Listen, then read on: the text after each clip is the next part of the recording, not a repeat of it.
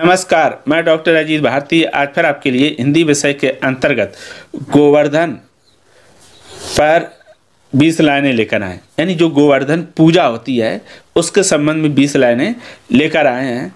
तो गोवर्धन पूजा क्या होती है उससे संबंधित या निबंध लिखने को आ जाए 10 बिंदु या 20 बिंदु लिखने को आ जाएं कि बताओ दीपावली में आपके घर में गोवर्धन पूजा हुई तो उस पर 10 या 20 लाइनें लिखो। तो कैसे लिखेंगे वही लेकर आए। तो चलो फिर हम क्या करते हैं, शुरू करते हैं।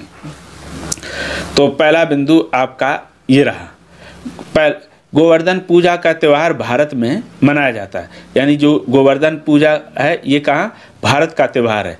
दूसरा बिंदु, यह हिंदुओं का प्रमुख त्यौहार है। यानी इस गोवर्धन पूजा को कौन मनाते हैं, हिंदू समुदाय को लोग मनाते हैं, चाहे वो भारत में रहते हो या भारत के बाहर रहते हो।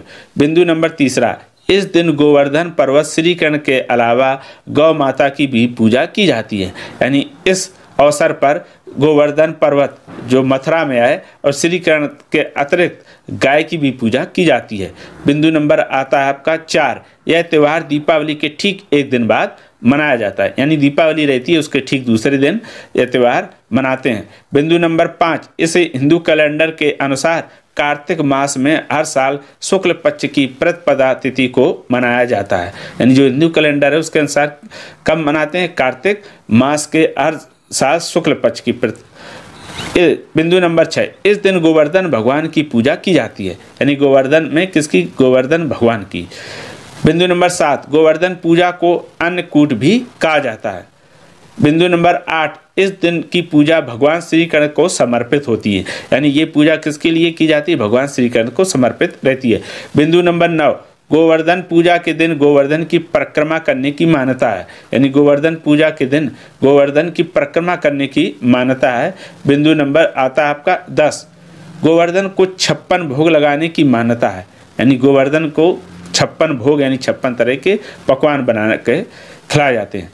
बिंदु नंबर 11, गोवर्धन के एक दिन बाद भाई दूज मनाया जाता है। यानी दीपावली फिर गोवर्धन पूजा फिर तीसरे दिन आपका भाई दूज होता है। बिंदु नंबर 12, इसमें गोबर से गोवर्धन का चित्र बनाया जाता है। यानी गोवर्धन में गोवर्धन का चित्र बनाते हैं गोबर से। बिंदु नंबर आता है आपका 13, इस दिन श्री कृष्ण ने इंद्रदेव का घमंड तोड़ा था। कैसे। बिंदु नंबर 14, इस दिन श्री कृष्ण ने गोवर्धन पर्वत को उंगली पर उठाकर ब्रजवासियों की जान बचाई थी। बिंदु नंबर 15, इस दिन गोवर्धन भगवान को मौसमी सब्जियां तैयार करके खिलाई जाती हैं। यानी गोवर्धन का जो चित्र बनाते हैं, जो भी सब्जियां वगैरह होती हैं, खीर, वो उसी समय खिलाई जाती हैं। बिंदु नंबर 16, जो व्यक्ति गोवर्धन भगवान की पूजा करता है उसे धन समृद्धि का लाभ मिलता है, ऐसा माना जाता है। बिंदु नंबर 17, यह त्यौहार भारत में मथुरा, नंदगांव, गोकुल, वृंदावन और बरसाना में अधिक धूमधाम से मनाते हैं। वैसे पूरे भारत और जिस देशों में हिंदू रहते सब मनाते हैं, लेकिन इसे नंदगांव, मथुरा, गोकुल, वृंदावन, बरसाना यहाँ और ज़्यादा अच्छे ढंग से मनाया जाता है।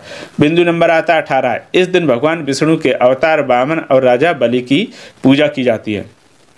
गोवर्धन के साथ साथ भगवान विष्णु के जो अवतार थे वामन और राजा बलि, इनकी भी पूजा होती है। बिंदु नंबर 19, इस दिन गुजरात के लोग नव वर्ष की शुरुआत करते हैं। यानी जो गुजरात वासी हैं वो गोवर्धन के दिन क्या मानते हैं, नया वर्ष मानते हैं। फिर आता है बिंदु नंबर आपका 20, गोवर्धन की पूजा के लिए चावल, बतासे, धूप बत्ती, तेल, दीपक, कलश में जल, केसर, मिठाई, गंगाजल, पान, फूल, दही, शहद, फूल माला और खीर आदि सामान का प्रयोग किया जाता है। तो इस तरह से आपके सामने हम गोवर्धन पूजा से संबंधित कुल 20 बिंदु लेकर आए थे। कुछ बिंदु हो सकता है उसमें छूट भी जाए। और हाँ, ये भी कह सकते हैं कि गोवर्धन पूजा लगभग 4 से 5 दिन में घर में रहते, उसके बाद उसका विसर्जन कर दिया जाता है।